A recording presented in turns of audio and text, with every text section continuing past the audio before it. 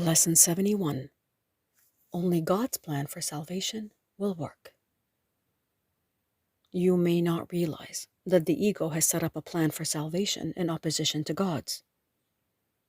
It is this plan in which you believe.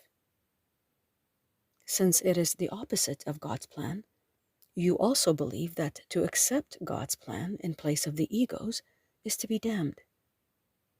This sounds preposterous, of course. Yet after we have considered just what the ego's plan is, perhaps you will realize that, however preposterous it may be, you do believe in it. The ego's plan for salvation centers around holding grievances. It maintains that if someone else spoke or acted differently, if some external circumstance or event were changed, you would be saved. Thus, the source of salvation is constantly perceived as outside of yourself. Each grievance you hold is a declaration and an assertion in which you believe that says, if this were different, I would be saved. The change of mind necessary for salvation is thus demanded of everyone and everything except yourself. The role assigned to your own mind in this plan, then, is simply to determine what, other than itself, must change if you are to be saved. According to this insane plan, any perceived source of salvation is acceptable, provided that it will not work. This ensures that the fruitless search will continue, for the illusion persists that, although this hope has always failed, there is still grounds for hope in other places and in other things. Another person will yet serve better. Another situation will yet offer success. Such is the ego's plan for your salvation. Surely you can see how it is in strict accord with the ego's basic doctrine, seek but do not find. For what could more surely guarantee that you will not find salvation than to channelize all your efforts in searching for it where it is not? God's plan for salvation works simply because by following His direction, you seek for salvation where it is. But if you are to succeed, as God promises that you will, you must be willing to seek there only. Otherwise, your purpose is divided, and you will attempt to follow two plans for salvation that are diametrically opposed in all ways. The result can only bring confusion, misery, and a deep sense of failure and despair. How can you escape all of this? Very simply. The idea for today is the answer.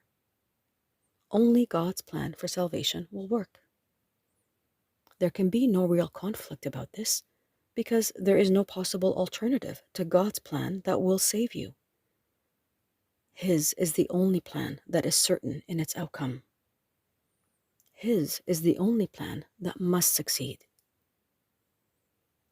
Let us practice recognizing this certainty today. And let us rejoice that there is an answer to what seems to be a conflict with no resolution possible.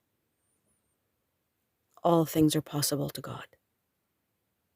Salvation must be yours because of His plan, which cannot fail.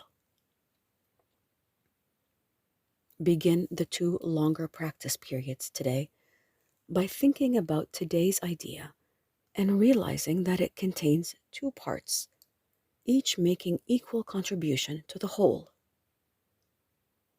God's plan for your salvation will work, and other plans will not. Do not allow yourself to become depressed or angry at the second part. It is inherent in the first.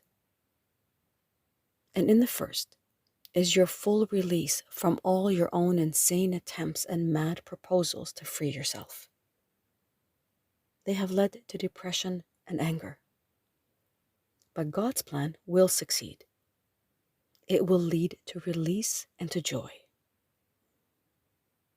Remembering this, let us devote the remainder of the extended practice periods to asking God to reveal His plan to us. ask Him very specifically, what would you have me do? Where would you have me go? What would you have me say, and to whom? Give Him full charge of the rest of the practice period, and let Him tell you what needs to be done by you in His plan for your salvation. He will answer in proportion to your willingness to hear His voice. Refuse not to hear. The very fact that you are doing the exercises proves that you have some willingness to listen. This is enough to establish your claim to God's answer. In the shorter practice periods, tell yourself often that God's plan for salvation, and only God's plan, will work. Be alert to all temptation to hold grievances today, and respond to them with this form of today's idea. Holding grievances is the opposite of God's plan for salvation, and only His plan will work. Try to remember today's idea some 6 or 7 times an hour. There could be no better way to spend a half minute or less than to remember the source of your salvation and to see it where it is.